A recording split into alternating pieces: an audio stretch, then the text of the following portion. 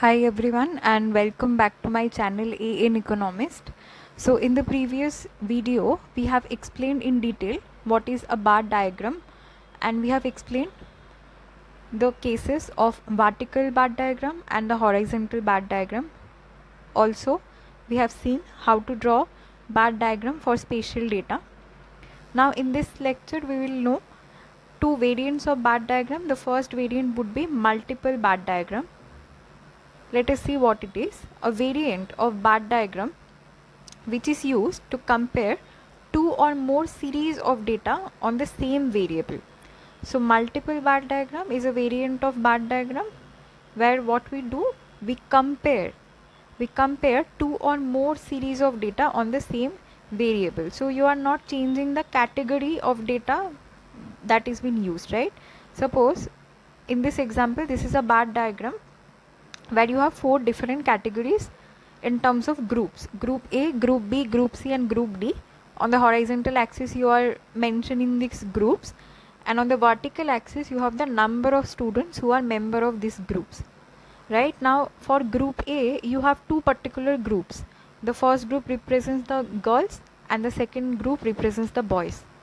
The same thing is here for group B, group C and group D.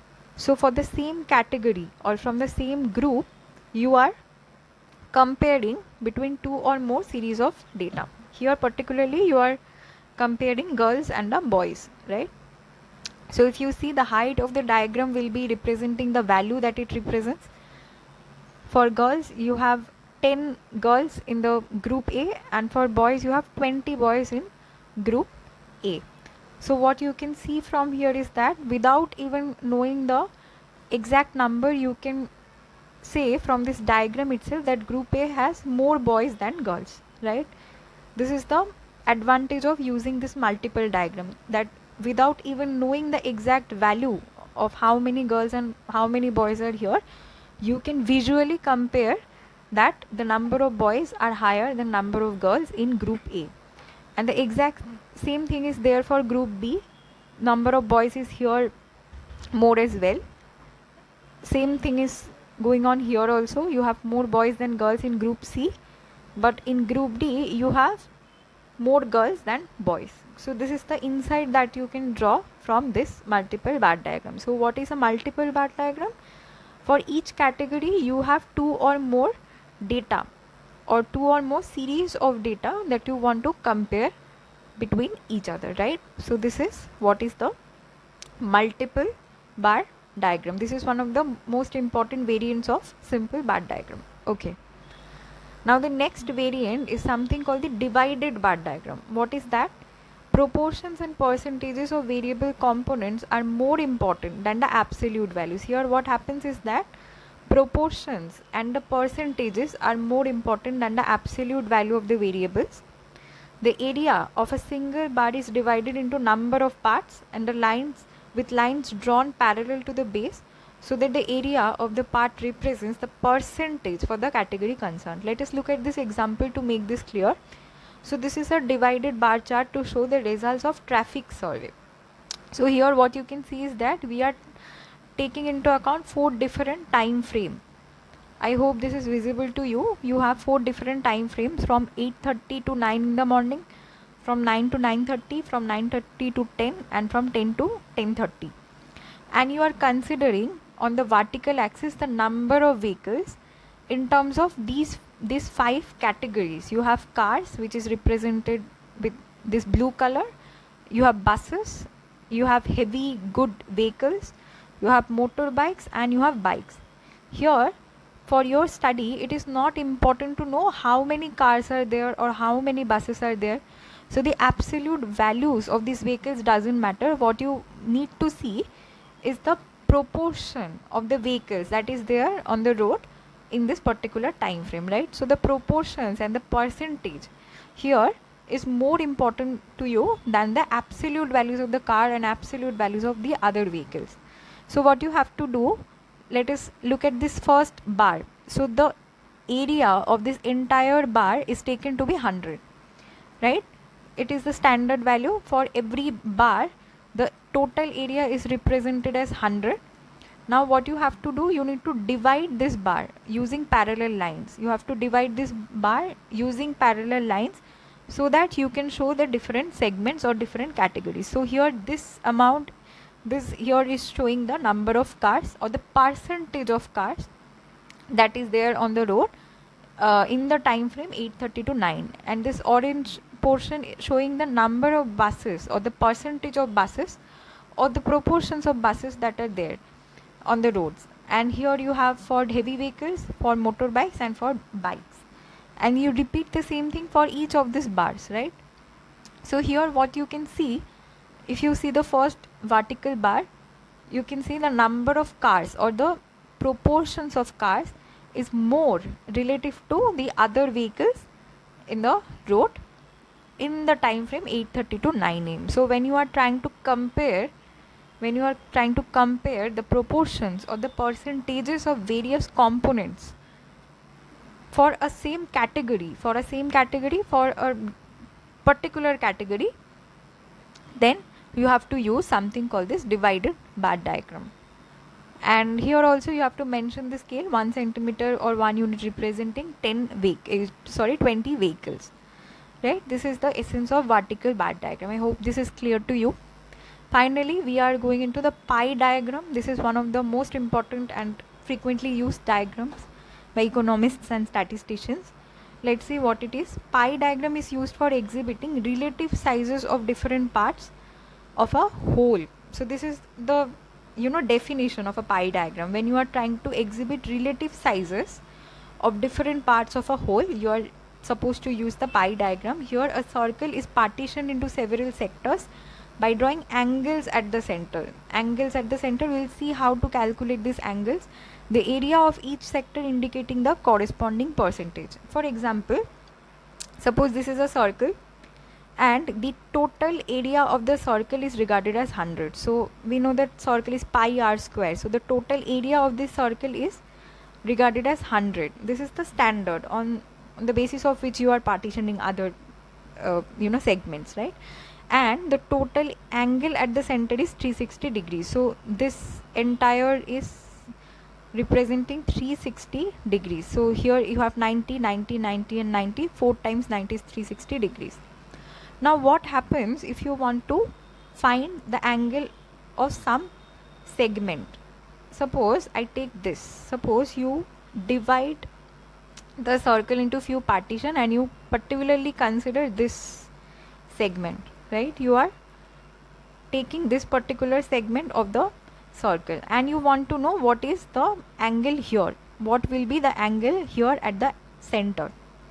Now what you have to do for this is that you can think of this, that 100 square units, the area is 100.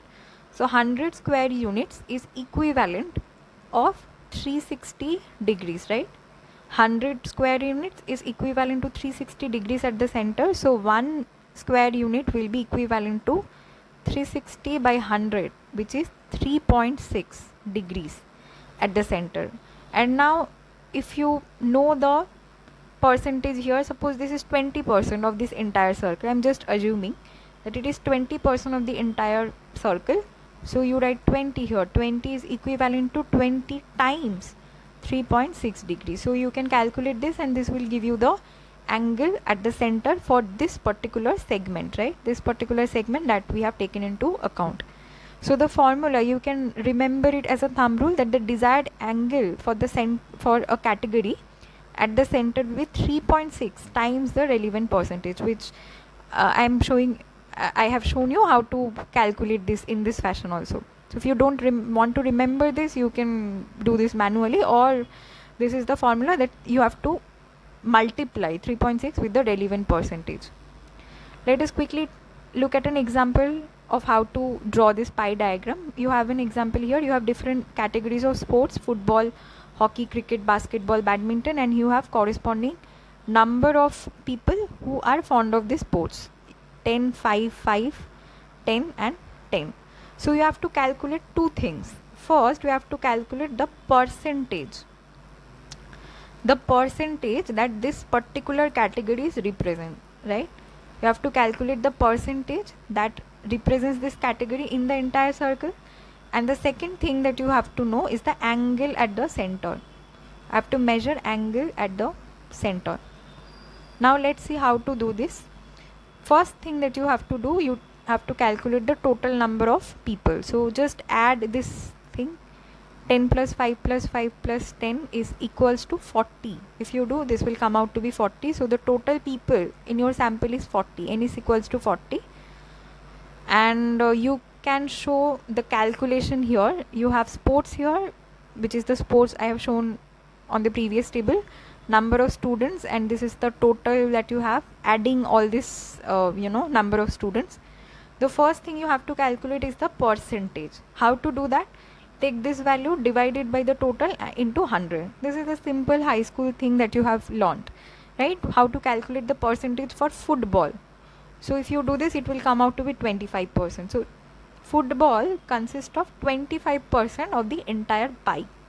In the same way, you have to calculate the percentage for each category. So hockey, you have 5, so 5 divided by 40 into 100. In the same way you do for cricket, for basketball, and for badminton, and you get the relative percentages, right? Now how to calculate angle at the center? The same formula that I have told you. Just multiply these percentages with 3.6, right? Just simply multiply 25 by 3.6, it will give you 90 degrees. Here you have 45 degrees, here you have 45 degrees, 90 degrees and 90 degrees. So these are the two things you need to know in order to draw the pie diagram manually. If you want to draw it in your copy, you have to calculate percentage. So the percentage of each category relative to the total pie. So the total pie has 100% as its area. So you have to calculate how much percentage each of this category has in that pie, right? So that if you know the percentage, then only you can partition the pie and make room for all these categories, right? So this is the essence of the pie diagram. This is how you draw pie diagram. And the next step would be to calculate the angle at the center. Just simply multiply it by 3.6. I have given you the logic why we are doing this. Finally, how to draw the pie diagram. If you want to draw this, give a title, and then what you have to do, make a circle and start from this. Draw this radius first, right? Draw first, simply draw the radius and put your compass here, and look at the first degree. The first is the 90 degree. So what you have to do, you have to so you have to measure 90 degrees. Place your compass here and measure 90 degrees from this side, right? It's not degree, sorry. So it is 90 degrees, right? So measure 90 degrees from here and then draw this line. So this is your first segment. So place your compass here, measure 90 degrees, and you will get the first segment. Then do the same thing, place your compass now on this, right? I hope it is clear to you. Place your compass here and then measure for the next angle. It is most probably 45 degrees. So measure 45 degrees here and then again draw a line. Do the same thing for each of the partition. Again you have 45 degrees, so measure this 45 degree and draw a line here. Next you have 90 degrees, measure this and draw a line here, and finally you will be left with the remaining part. It is also, I think, 90 degrees. And then you can color code each of this partition. Here I have color coded this. This is blue, this part is representing football, this part represents basketball, you have badminton, hockey and cricket. So in this fashion, if you know the percentage and if you know the angle it makes with the center, so this particular blue color makes angle of 90 degrees with the center that we have calculated in the table here, right? And it represents 25% of the entire circle, right? So this blue shade area represents 25% of the entire circle, and then the next part represents 12.5% of the entire circle, and here you have again 12.5% of the entire circle. In this way you construct the pie diagram manually in your copy. If you have any doubt, if you have any questions, you can let me know in the comment section.